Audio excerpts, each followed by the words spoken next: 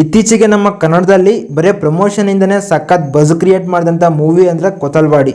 ಇದಕ್ಕೆ ಮುಖ್ಯ ಕಾರಣನೇ ಯಶ್ ಅವರ ತಾಯಿಯಾದಂಥ ಪುಷ್ಪ ಅಮ್ಮ. ಇವರು ಈ ಒಂದು ಮೂವಿನ ಸಿಕ್ಕಾಪಟ್ಟೆ ಸಖತ್ತಾಗಿ ಪ್ರಮೋಟ್ ಮಾಡಿದರು. ಈ ಸಿನಿಮಾ ಕೂಡ ಅದೇ ರೇಂಜಲ್ಲಿ ಇದೆಯಾ ಇಲ್ವ ಅಂತ ನೋಡ್ಕೊಂಬರೋಣ ಬನ್ನಿ. ನಾನು ಹೇಳ್ತೀನಿ, ಈ ಒಂದು ಸಿನಿಮಾ ರೈಟಿಂಗಲ್ಲಿ ಮಾತ್ರ ಪೀಕಲ್ಲಿದೆ, ಬಟ್ ಅದನ್ನು ಎಕ್ಸಿಕ್ಯೂಟ್ ಮಾಡೋದ್ರಲ್ಲೇ ಮಿಸ್ಟೇಕ್ ಮಾಡ್ಕೊಂಡಿದೆ. ಹೀರೋಗೆ ಅಷ್ಟು ಓವರ್ ಎಲಿವೇಷನ್ಸ್ ಫೈಟ್ಸು ಬೇಕಾಗಿರಲಿಲ್ಲ.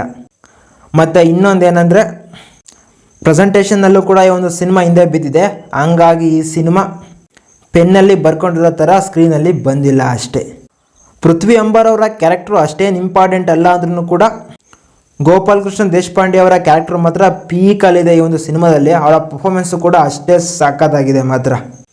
ಮರಳಿನ ಸ್ಮಗ್ಲಿಂಗ್ ಬಗ್ಗೆ ನಡೆಯೋ ಈ ಒಂದು ಸಿನಿಮಾ ನಡೆಯೋದು ಕೊತಲ್ವಾಡಿ ಅನ್ನೋ ಒಂದು ವಿಲೇಜಲ್ಲಿ. ಇವರು ಮರಳನ್ನ ಸ್ಮಗ್ಲಿಂಗ್ ಮಾಡೋದಕ್ಕೆ ಕಾರಣ ಏನು, ಮತ್ತು ಒಬ್ಬ ವ್ಯಕ್ತಿ ರಾಜಕೀಯಕ್ಕೆ ಹೋಗ್ಬೇಕಂದ್ರೆ ಏನೇನೆಲ್ಲ ಮಾಡ್ತಾನೆ, ಮತ್ತು ಪೊಲೀಸು ಒಂದು ಪ್ರಾಬ್ಲಮ್ನ ಸಾಲ್ವ್ ಮಾಡಬೇಕಾದ್ರೆ ಯಾವ ಥರ ಗೇಮ್ ಪ್ಲ್ಯಾನ್ ಮಾಡ್ತಾರೆ, ಇದೆಲ್ಲ ಈ ಒಂದು ಸಿನಿಮಾ ನೋಡೇ ಕಳ್ಕೊಬೇಕು ನಾವು. ಈ ಒಂದು ಸಿನಿಮಾದಿಂದ ನಂಗೆ ಅರ್ಥ ಆಗಿದ್ದೇನೆಂದರೆ ಅತಿ ವಿನಯಂ ಧೂರ್ತ ಲಕ್ಷಣಂ. ಬಾಬಣ್ಣನಂಥ ಕ್ಯಾರೆಕ್ಟರ್ ನಮ್ಮ ಕಣ್ಮುಂದೆ ಸಖತ್ ತಿರುಗ್ತಾ ಇರ್ತವೆ. ನಾವು ಕೂಡ ಹುಷಾರಾಗಿರಬೇಕು.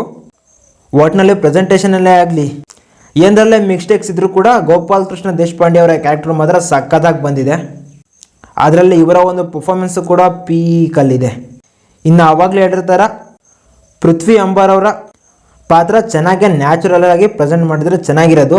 ಆ ಒಂದು ಆಕ್ಷನ್ ಟೈಮಲ್ಲಿ ನಮ್ಮ ಹೀರೋ ಹೋದರೆ ಎಲ್ಲೆಲ್ಲಿಗೆ ಹೋಗಿ ಬೀಳ್ತಾರೆ ನಮ್ಮ ವಿಲನ್ಸು.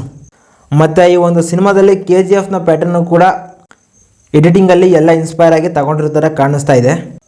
ಬಟ್ ಹೊಸ ಟೀಮಿಂದ ಏನೋ ಪ್ರಯತ್ನ ಪಟ್ಟಿದ್ದಾರೆ, ಬಟ್ ಅದು ಸ್ವಲ್ಪ ಎಕ್ಸಿಕ್ಯೂಷನಲ್ಲಿ ಮಿಸ್ಟೇಕ್ ಆಗಿದೆ. ಮತ್ತು ಈ ಒಂದು ಸಿನಿಮಾಗೆ ಓವರ್ ಬಿಲ್ಡಪ್ಪು ಅಂದರೆ ಕ್ಯಾರೆಕ್ಟರ್ನ ಎಸ್ಟಾಬ್ಲಿಷ್ ಮಾಡಬೇಕಾದ್ರೆ ಕ್ಯಾರೆಕ್ಟರ್ಗೆ ಓವರ್ ಬಿಲ್ಡಪ್ನ ಅವಶ್ಯಕತೆ ಇರಲಿಲ್ಲ. ಒಂದು ನ್ಯಾಚುರಲ್ ಆಗಿ ರಿಯಲಿಸ್ಟಿಕ್ ಆಗಿ ತೆಗೆದಿದ್ರೆ ಇನ್ನೂ ಎಷ್ಟೋ ಒಳ್ಳೆ ಫೀಲ್ ಕೊಡೋದು ಅಂತ ನನಗನ್ನಿಸ್ತು. ಮತ್ತು ಈ ಒಂದು ಸಿನಿಮಾದ ಬ್ಯಾಕ್ಗ್ರೌಂಡ್ ಕೋರು ಕೂಡ ಅಷ್ಟು ಪರ್ಫೆಕ್ಟಾಗಿಲ್ಲ.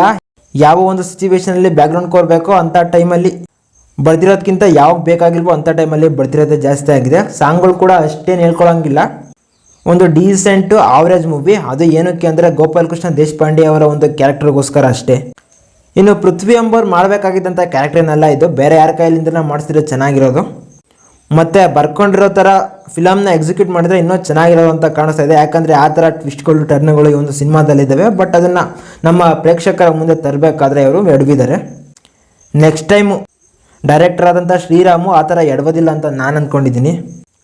PA ಪ್ರೊಡಕ್ಷನ್, ಪುಷ್ಪ ಅರುಣ್ ಕುಮಾರ್ ಇವ್ರು ನಿಮಗೆಲ್ಲ ಗೊತ್ತಿರೋ ಥರ ನಮ್ಮ ಯಶ್ ಅವರ ತಾಯಿ. ಈ ಒಂದು ಸಿನಿಮಾಗೆ ಚೆನ್ನಾಗಿ ಪ್ರಮೋಟ್ ಮಾಡಿದ್ರು. ಬಟ್ ಈ ಸಿನಿಮಾ ಆವ್ರೇಜ್ ಆಗಿರೋದಕ್ಕೂ ಮತ್ತು ಬೇರೆ ಸಿನಿಮಾ ಸೂಫ್ರಮ್ಸು ಮತ್ತು ಮಹಾವತಾರ್ ನರಸಿಂಹ ಇವೆಲ್ಲ ಪೀಕಲ್ಲಿರೋದಕ್ಕೂ ಸಿನಿಮಾಗೆ ಹಿನ್ನಡೆ ಆಗಿದೆ. ಬರಲಿ ನೆಕ್ಸ್ಟ್ ಟೈಮ್ ಒಳ್ಳೆ ಪ್ರಾಜೆಕ್ಟ್ ಜೊತೆಗೆ. ಬಟ್ ಇವರ ಒಂದು ಡೇರ್ ಡಿಸಿಷನ್ಗೆ ನಾವು ರೆಸ್ಪೆಕ್ಟ್ ಕೊಡಲೇಬೇಕು. ಫಿಲಮ್ ಏನಂತ ಹೇಳ್ಕೊಳ್ಳೋ ಥರ ಇಲ್ಲ. ಇಂಟ್ರೆಸ್ಟ್ ಇದ್ದರೆ ಹೋಗಿ ಥಿಯೇಟ್ರಲ್ಲೇ ನೋಡಿ, ಇಲ್ಲ ಗುರು ನಾವು OTT ನೋಡ್ಕೊತೀವಿ ಅಂದರೆ ಅದು ನಿಮ್ಮ ಚಾಯ್ಸು. ನಾನು ಮತ್ತೆ ಸಿಗ್ತಾ ಇರ್ತೀನಿ. ಬಾಯ್.